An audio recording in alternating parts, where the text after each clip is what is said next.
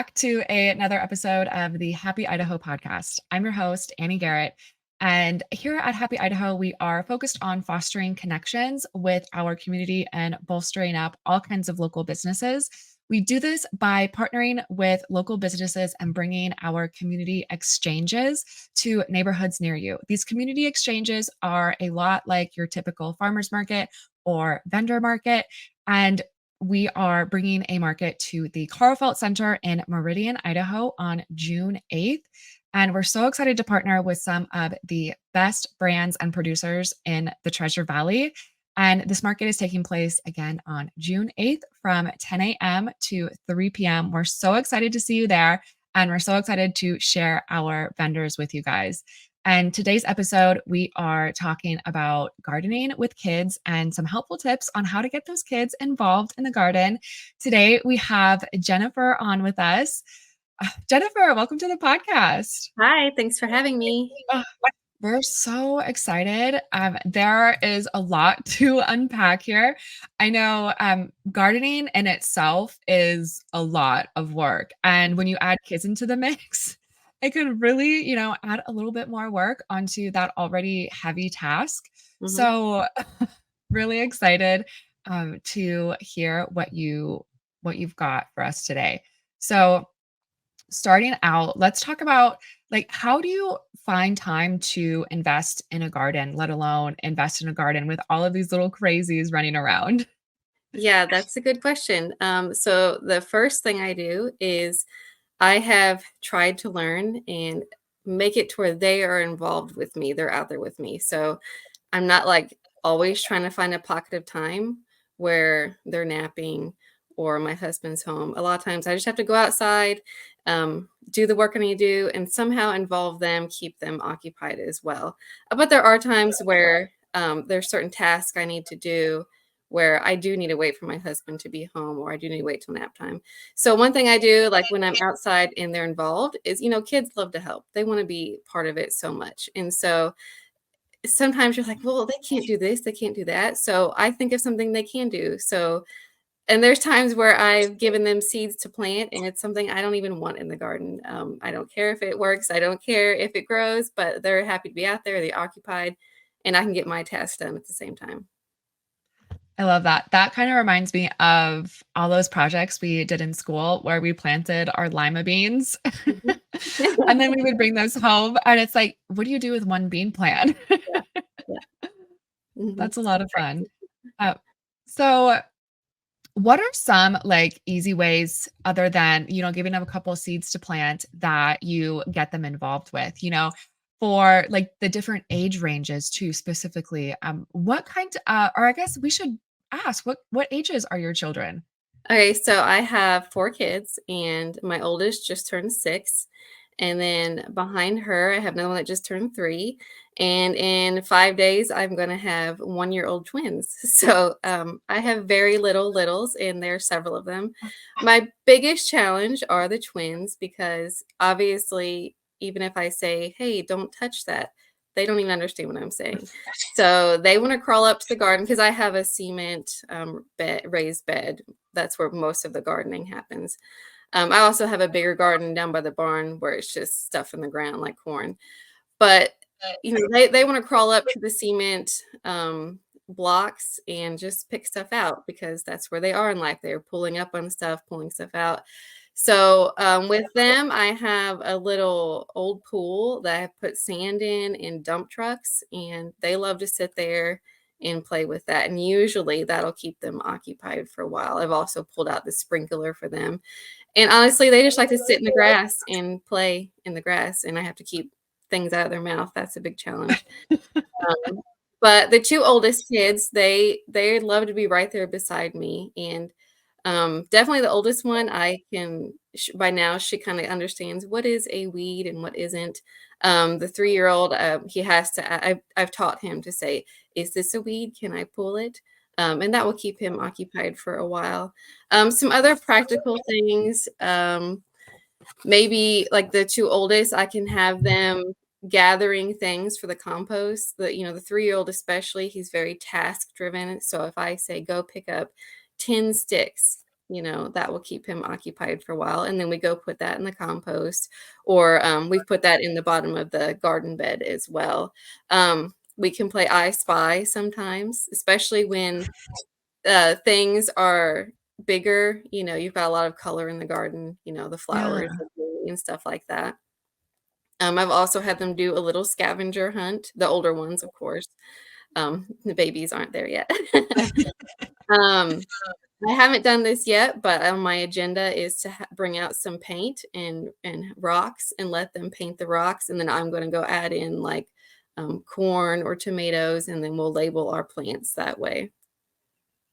So I'm Oh trying my to. gosh, that's so fun. Yeah. I love all of that.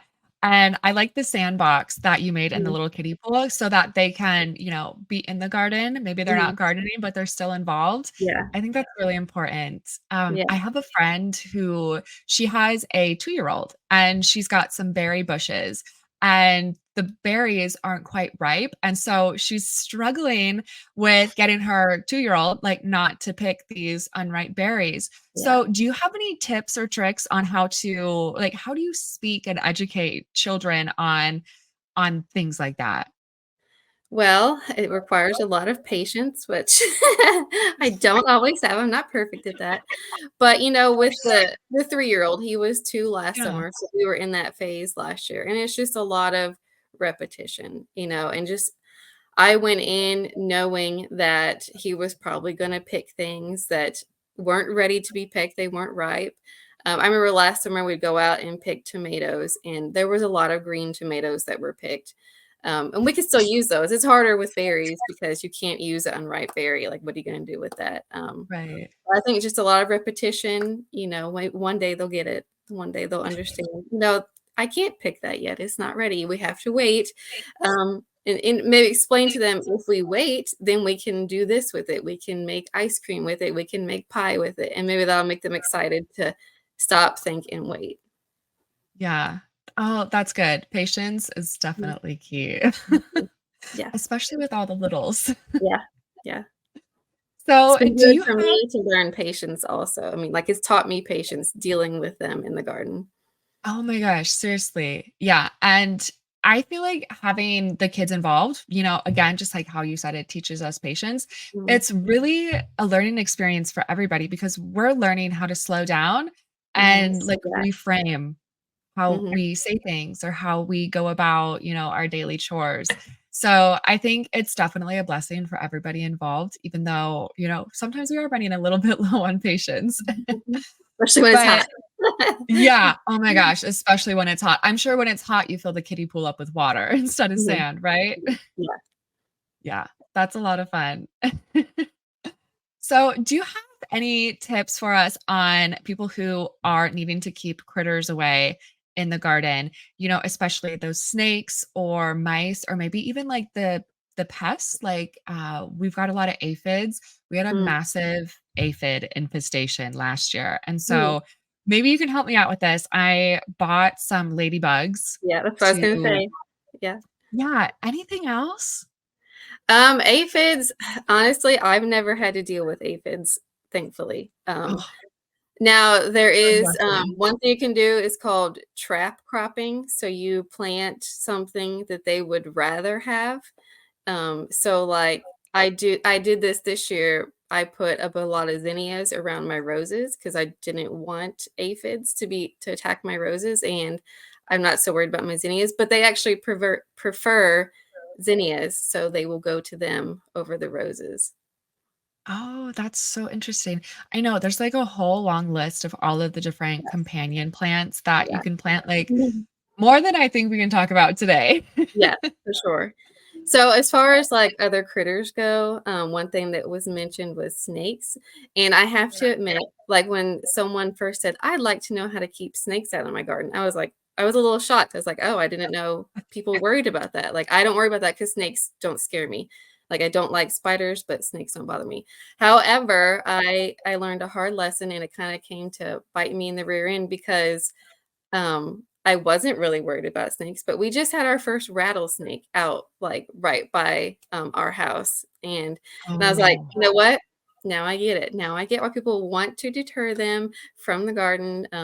because that's not only like, ooh, that's going to scare you. That's a safety thing with the kids also. Like, right. Major, yeah. So I then started researching how to just deter snakes from your yard and from your garden, and I learned a whole lot. One thing is they don't like pepper. So some people will actually take like cayenne pepper, red pepper flakes, and sprinkle them around the garden or where they don't want snakes. Because I know like they would go towards like the sand pool that I have. And so you could put some red pepper around there to help deter them. And one thing I've done for years is I use crushed eggshells in the garden to help deter slugs. And snakes also don't like that because it's sharp. It will cut them. And if you live somewhere that has a lot of shells, you can use crushed up shells. I mean, like seashells. And that Mhm. also will cut slugs and cut snakes. They don't like that because, they have to slither and they go over that. And it's kind of like us walking over glass with bare feet. Let's see, what else did I find out? They don't like strong smells. They don't like things that are strong and or smell like men. And so mankind, I should say. Um, one thing that they don't like is peppermint. And so I have peppermint all around my garden as a companion plant anyways, and because that also deters mosquitoes and stuff like that. So you can use a lot of natural things. But there's also things if you really, really go hung. There was a lot of things I found online, like you can plant in your yard that emits sound waves to get rid of mice and snakes and stuff like that. Wow. They're like little stakes in the ground that I think were so look Okay. good. I didn't invest in those because I was first.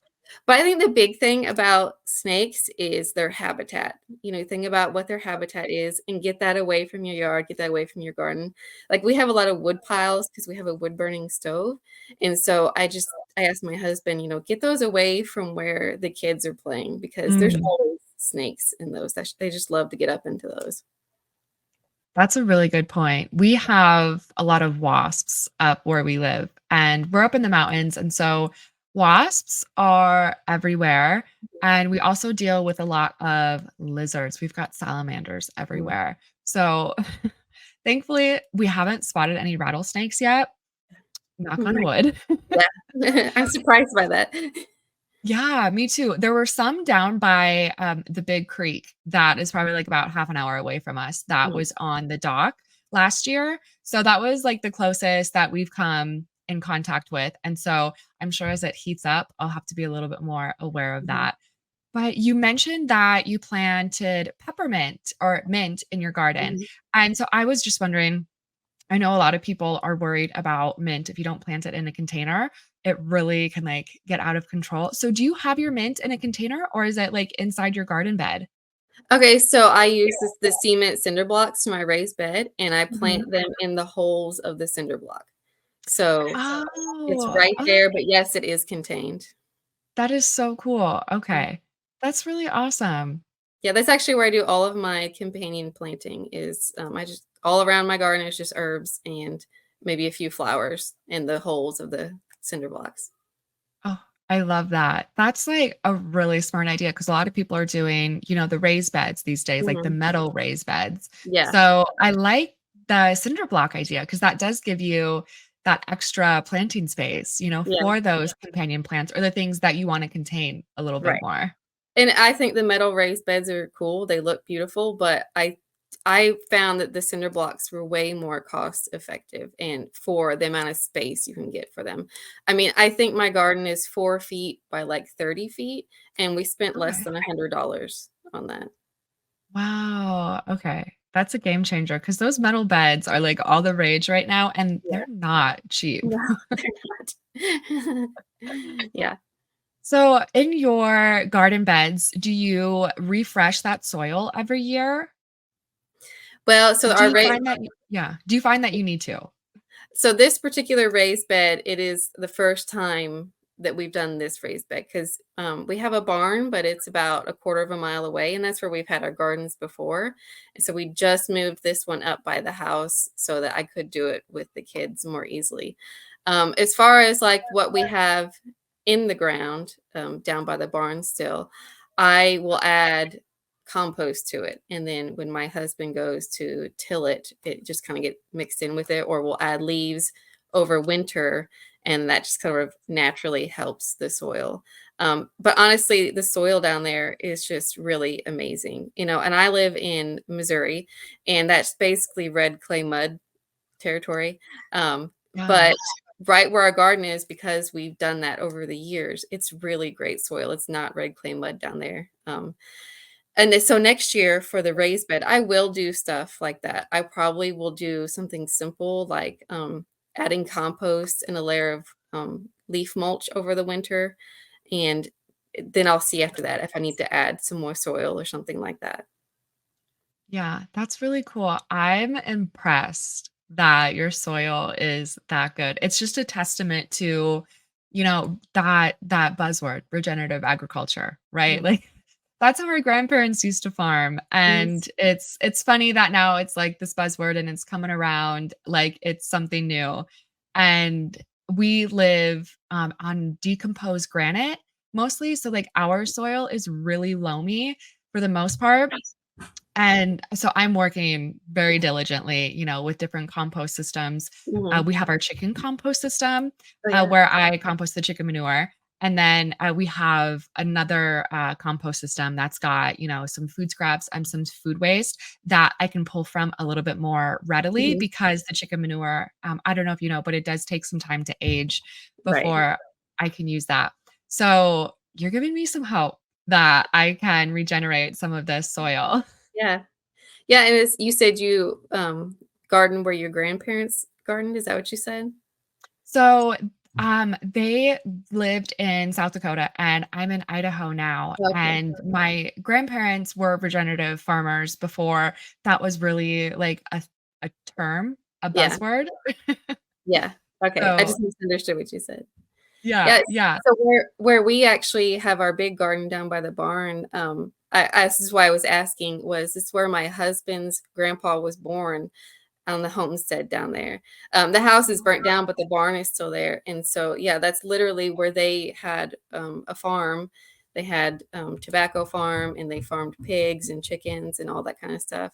So, I honestly think that's one reason why the soil is good right there is because they had all the livestock right there and the chickens, and they used that soil for years, and we just kinda brought it back to life.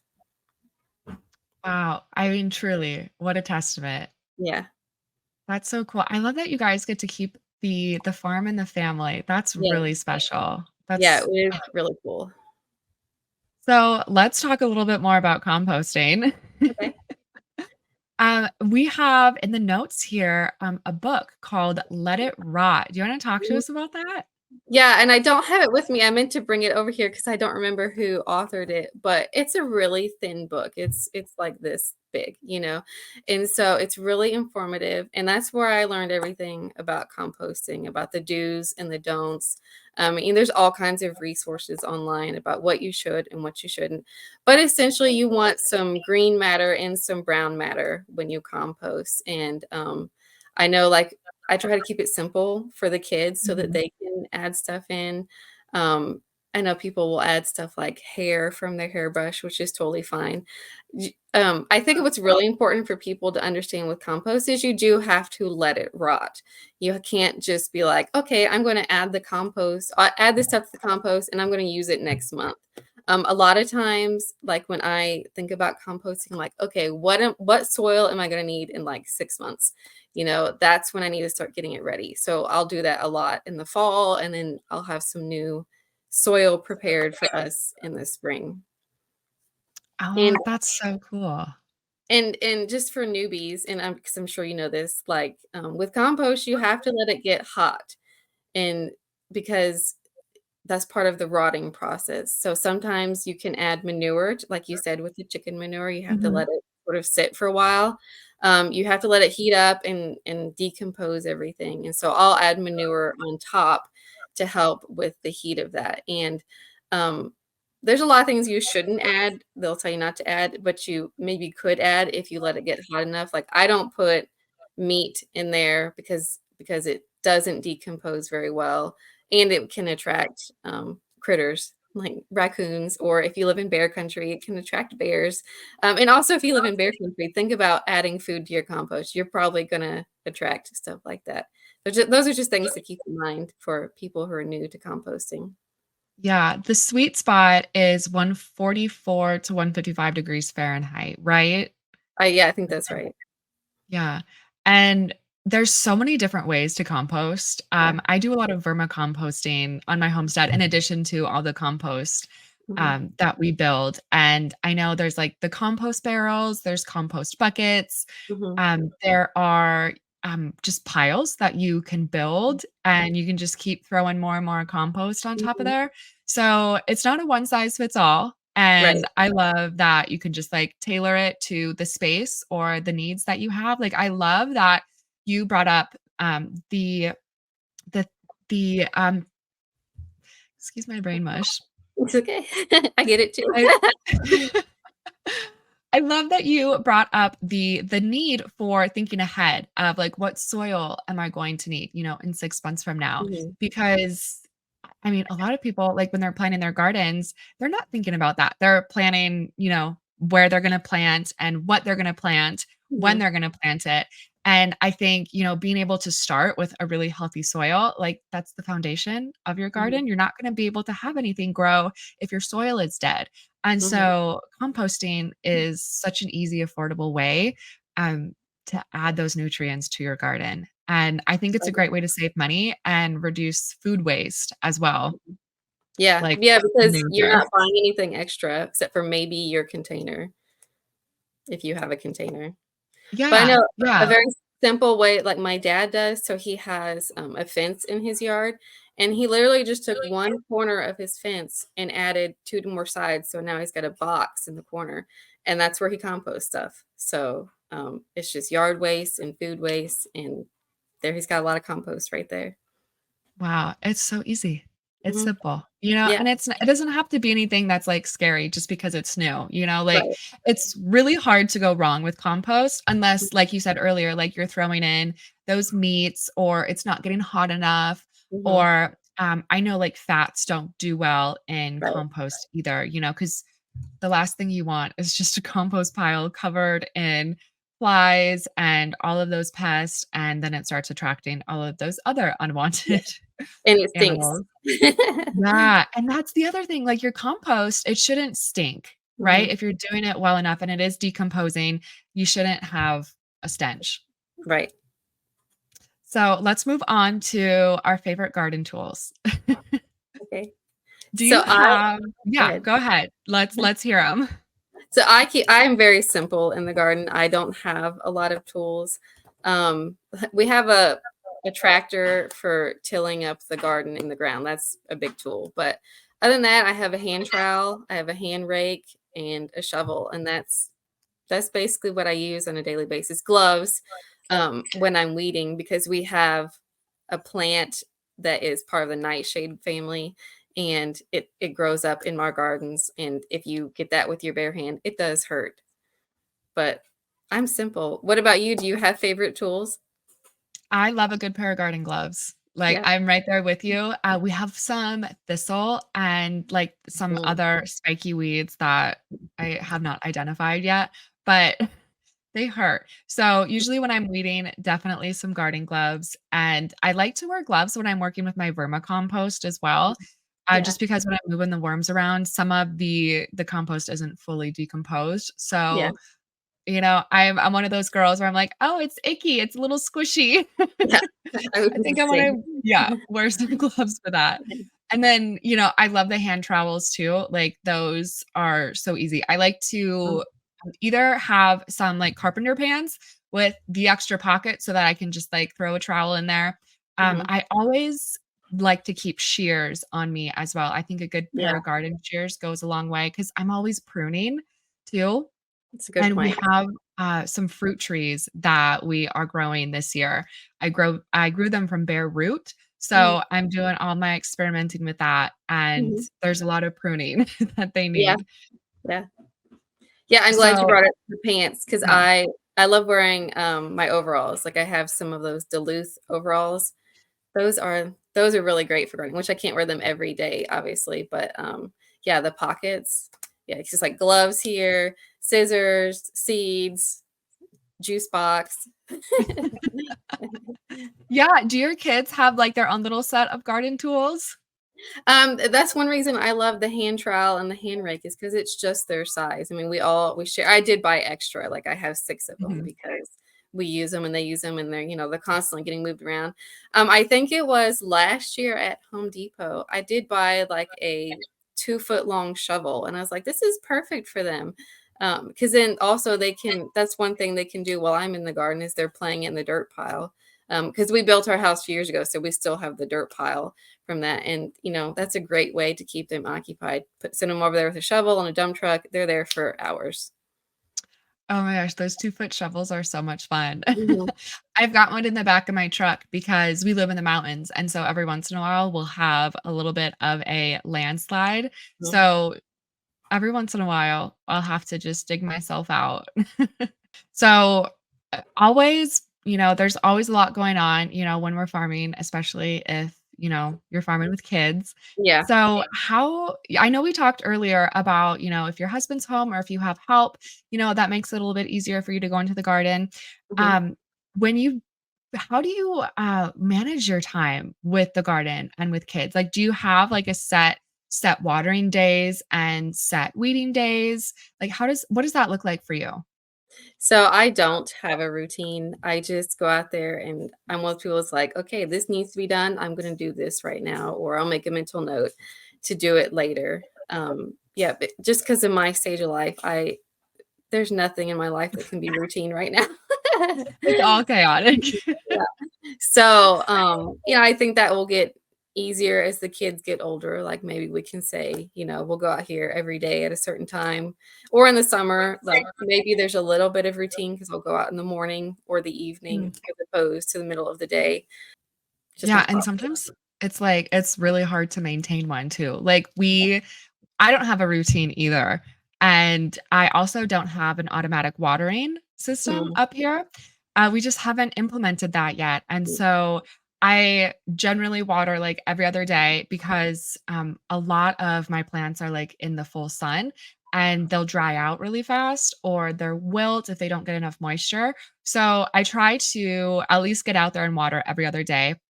What I have found has helped is adding mulch Mhm. and straw. I planted garlic last year and then I covered it with hay, and that really helped keep everything moist throughout like the fall and the winter and the early spring. So, if you guys are like me and you don't have an irrigation system, mulch or straw can be really great too. Mhm. Do you have anything to talk about that? I know some people talk about not wanting to use hay or straw in their gardens because sometimes there can be like seeds Mhm. or like heads of wheat or barley in there, and they don't want to, bring that into their garden. Have you Yeah. ever encountered anything like that?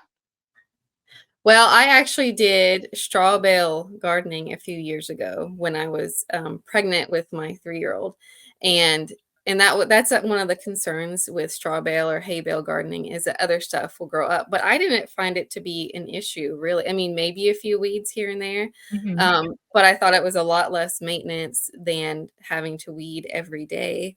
I prefer wood mulch just because we have a very vast timber area. Wood mulch is so readily available. I mean, my husband cuts up trees all the time. I can literally just like make a pile of it myself and then add it to the garden later. We also I've done some hay mulch before because we hay for our animals. Mhm. But I still felt, even if there were some weeds that popped up, I didn't feel like it was worse than the weeds that just pop up, the grass, because we have a lot of grass and Johnson grass around here. That's a big issue. And it was way easier to get those weeds than it was to deal with the grass. And you were talking about a watering system and that sort of Yeah. routine. Um, I honestly don't have to water that often, at least this summer, because we just get a lot of rain where we live. But I will implement next year a drip irrigation system. We had that at our last house. I just haven't got it set up here. But honestly, I think drip irrigation is the most low maintenance thing once you get it set up. It can be a little tedious to get it set up because you do have to plan it out pretty well. You have to have a hose along each row of vegetables or plants. But I highly recommend that for people who want low maintenance in the heat of the summer. That's definitely what I need. I think Mhm, I'm gonna look into that next year, mhm, because after all of the construction this season, we are looking to add a new garden, mhm. a little bit further away from the house just because we do need to expand and because we have our trees that I grew from bare root. Again, we do have all this construction going on. I haven't Yeah. gotten them in the ground just because, like, I'm constantly moving things around because we have all kinds of, like, heavy equipment, and for the most part, it all stays in the garden area, and it's a little bit of maneuvering, so I think next year, I'm definitely gonna look into that drip system because Mhm. it sounds like a major time saver. Yeah, and I mean, honestly, I don't have a picture of it with me, but the garden, when we had the drip irrigation, it was just phenomenal, like, it was just the most perfect, beautiful garden also. Oh, I love that. Yeah, because everything is getting watered, like, relatively slow, and it's not Mhm, being, like, overwatered or, like, going too long without water. mhm. So, And it I goes think straight to the roots, and, like, I just those healthy roots just made those plants huge and beautiful. yeah. Oh, that's awesome. Okay, well, I'm excited for that next year. Mhm. Yeah. Oh, and, about mulch, I have a post on my Instagram where it talks about the different types of mulching because there's, artificial mulch, like rubber mulch, and then you've got your natural mulches, like you said, straw or hay or wood mulch. And then also something I'm experimenting with this year is mulch that you plant. So plants that create mulch, such as creeping thyme or borage or Oh. something like that. And so I don't have much experience with that, but I'm really excited to see how it does this year. That's so cool. So, do you have to, like, chop down those plants and then create mulch, or how do they create mulch? So the creeping thyme, it's a low all of them are low cover plants, so they're not gonna get real Okay. tall. They're short and they spread out. So I think there's, like, you could use flowering ones, such as a type of I think it's phlox, garden phlox. I might be misspoken about that. But creeping thyme for sure, like, it stays low and it grows out, and I know some people might have concerns that it will overtake your other plants, but and I haven't found that to be true yet. They just sort of grow around your big, taller plants. Oh, that's really cool. Mhm. I Because I think it's know a called lot of people. living mulch, I Yeah. think is the term. Okay. Yeah, because I know a lot of people do cover crops and then right, they'll cut that down and then let that mulch, but I would love to not have to cut anything down and just let Mhm. nature run its Yeah, course. That's really right. cool. And I've never heard of rubber mulch. Mhm. Is that exactly what it sounds like? Just cut up pieces of rubber?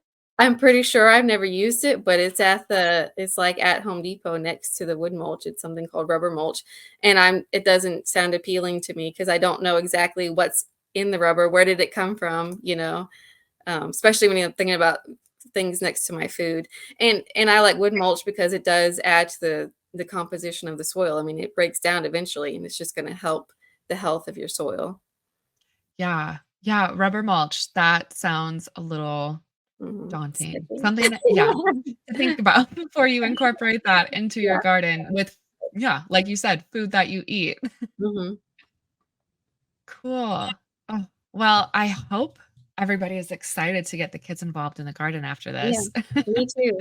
Yeah, because I know one thing I haven't mentioned yet was one thing that really inspired me was a podcast, and it's called the Survival Podcast, and it's growing children in the garden. And he talked about how it can affect children for life, the different lessons that they learn in the garden. And there's something called the trophic cascade. Hopefully, I'm saying that right about how they introduced the wolves in the Yellowstone and how that affected everything, even down to the water quality. And so they're using the same example for children in the garden. You know, you think you're just teaching them how to grow a plant, but you're teaching them responsibility. You're teaching them how to stick with things. And I actually came up with a whole huge list of ways of why you should be gardening with your children. I think I have 36 reasons as of right now. You know, if you're a homeschooler, you can do math in the garden, you can do patterns, stuff like that. So I think it's really good to be excited about gardening, but it's even better to have your kids in the garden with you, to teach them all these different life lessons as far as in the practical part of teaching them to grow their own food. Because I know there are a lot of people who are like, I don't know, even in their 30s, like, I don't know how to grow anything. I can't plant anything. Like, I don't even know what to do. So, we want to do better for our kids and teaching them these basic life skills. Oh, I love that. That was a really cool example. And, we live in the mountains, and I'm really excited to just learn more about the plants that we have in our area. So, like, I'll get Mhm. out, and we don't have kids yet, but hopefully very soon we do. And I'll get out, and I just like to forage and just Mhm. like check out, what kind of plants I've got going on. I've got all kinds of plant identification books. And Nice. also, I've had a friend recommend a Reddit thread to me, and it's called "What is this plant?" And so, like, if I can identify a plant, I'll post a picture, and within like 15 minutes, I Nice. have some information on this. And, I love learning about this. You're right to add that to just like my own education and then be able to pass that on too. Mhm. I think that's so cool how you use that example of the reintroduction of these wolves, right? And how it changed everything down to the water. Like that Mhm. is just insane. But it's like a really good reminder that like we are all connected. Like this Mhm. is Earth, this is an ecosystem. Like the butterfly effect is applicable to like everything, you know? Everything. Yeah. Yeah. Yeah. Oh, and as far as I'm the same way with plant identification, I've lived here my whole life, but I still go out there and I'm like, I don't know what this is. If Yeah. you're someone who carries your phone around all the time, like I do, there's an app called Seek, Seek, and it's really good for identifying things for people who do like to go walk out in the woods and want to learn. It does plants, it does birds, bugs, and all that kinds of stuff. And it's a fun thing to do with the kids too, because they'll be like, let's look on your phone and see what this thing is. And it helps them Oh, remember. yeah. Do you homeschool? I do. Yeah. Oh, that's so cool. So I'm sure your kids have a lot of fun. Yeah. I'd like to think so. That's so fun. Well, I'm excited to see like where they are in the garden a few years from now. Like if they've got Mhm. their own little garden that they're growing Yeah. alongside, that would be so much fun. And like how rewarding too, they can grow their own food and they can learn about the different needs for all the different plants. Like, blueberries love the acidity of the soil Mhm. and everybody's got a different need. And I'm really excited for them, right, to Mhm. learn. Yeah. Yeah, me too. Cool. All right, guys, we are going to wrap up the episode today. I hope you guys are so excited to get into the garden. If you have kids, if you don't have kids yet, either way, we hope that we inspired you today. And we are so thankful for you coming on here, Jennifer. And you Thanks. can find her on Instagram. We will put her social handle on the screen here. She's at For Such a Time as This. And thank you, Jennifer, so much for coming on. Thank you for having me. It's been fun. Mm. And again, we mentioned earlier that we are doing a vendor market at the Carlfelt Center on June 8th from 10 a.m. to 3 p.m. We would love to see you there. Thanks for listening. Until next time, bye, guys. Bye.